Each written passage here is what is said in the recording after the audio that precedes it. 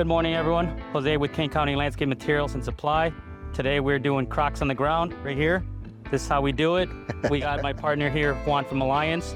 Come and join us as we go do some nitro install today. All right, remember guys, before we enter any job site, safety first. So always remember to take these off board mode and put them on 4x4 before you enter any job site. Safety always comes first.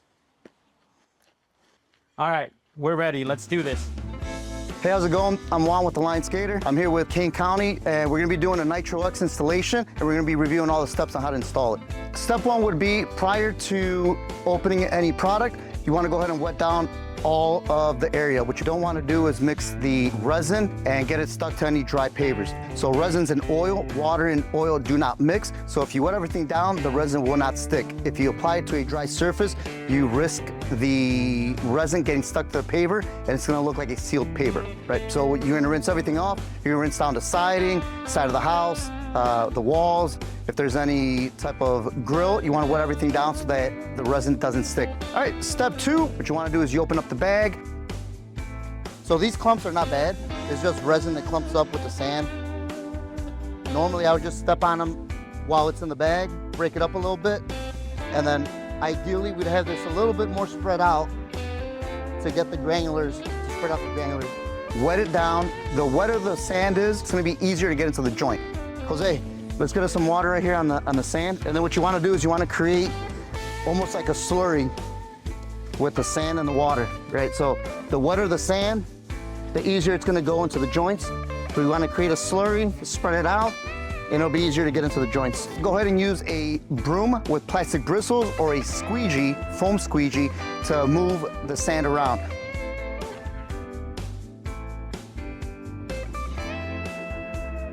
Instead of pushing, just push, push, push, I would say you're gonna go more of a sweeping motion through the joint, right?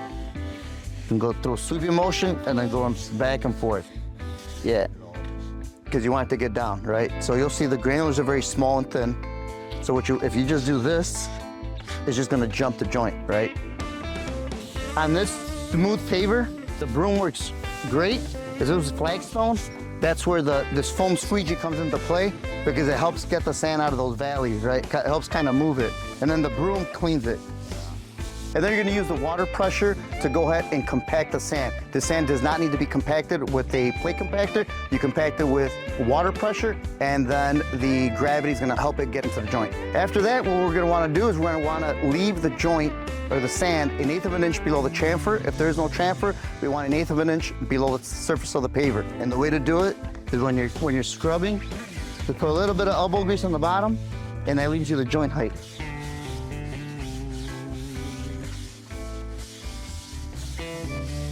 The best way to do it, like I said, is you're doing more of a scrubbing motion than you are like a sweeping motion.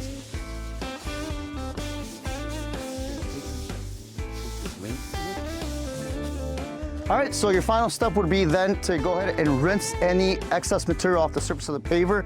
You can do that with a flat setting, shower setting, almost like a broom. You don't have to open it all, just very minimal pressure. And you get all the little granulars of sand. If there's a few granulars of sand left on top, that's no problem.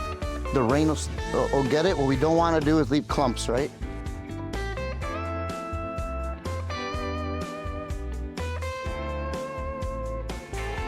A couple things to remember. After 16 hours, it's fully dry. Depending on the weather, it may take a little bit longer. After 30 days, it is fully cured. Once it's fully cured, after those 30 days, you can use a power washer. Maintain your patio nice and clean, and you're able to use it year-round. I'd like to extend a big thanks to Sergio, Juan from Alliance, and Art here for letting us be on site and coming onto them to create this content on the Nitro.